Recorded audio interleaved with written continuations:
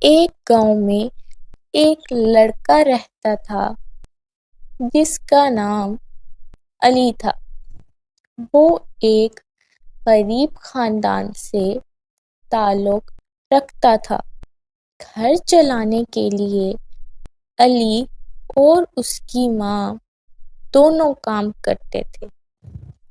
علی دور دراز علاقوں سے لکڑیاں کاٹتا اور ان کو بیچ کر پیسے اپنی ماں کے ہاتھ میں رکھتا۔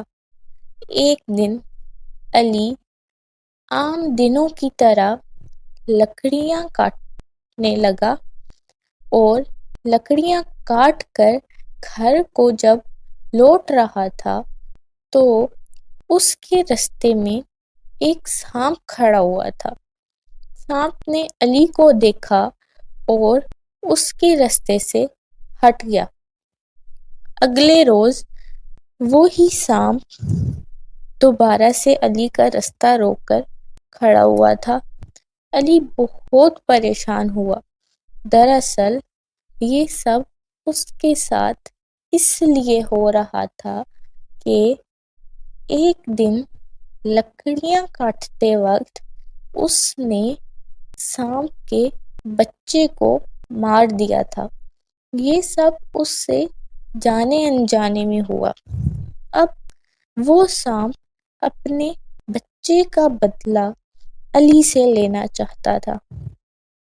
تیسرے دن جب علی گھر کو لوٹا تو وہی سانپ اس کا رستہ روک کر کھڑا ہوا تھا۔ آج علی کے ساتھ اس کے دوست بھی تھے۔ علی نے یہی سوچا کہ ہر روز کی طرح آج بھی خود ہی رستہ دے دے گا، مگر آج اس سانپ نے علی کو ڈس لیا۔